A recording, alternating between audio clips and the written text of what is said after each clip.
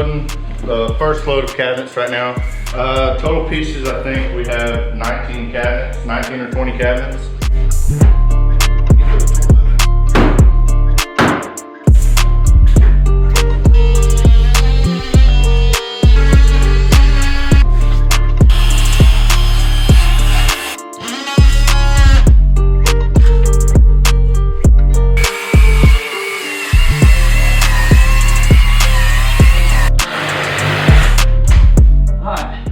If it don't fit now, it's growing as I work.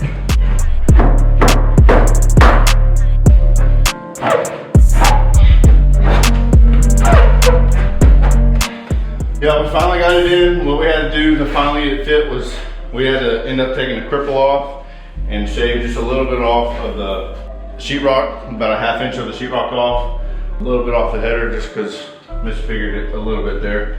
And then we finally got it to fit. Barely, but it's going.